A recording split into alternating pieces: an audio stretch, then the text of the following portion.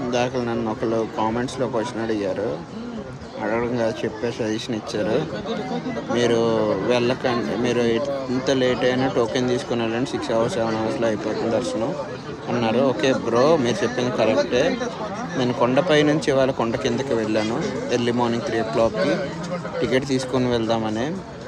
కానీ టికెట్ తీసుకుందామని చెప్పి కిందకి వెళ్తే ఇవాళ రేపు టికెట్స్ ఇవ్వరంట, టోకెన్స్ ఇవ్వరంట. ఎందుకంటే క్రౌడ్ చాలా ఎక్కువ మంది ఉన్నారంట. టోకెన్స్ ఇస్తే పైన ఉన్న వాళ్ళు దర్శనాలు అవ్వవు, ఆగిపోతాయి అని చెప్పి కింద టోకెన్స్ ఇవ్వడం ఆపేశారు. ఓకేనా.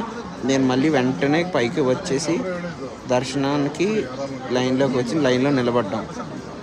ఆల్మోస్ట్ ఇప్పుడు 9:20, ఇప్పటికి 4.5 hours అయింది. ఇంకా లైన్లోనే ఉంది.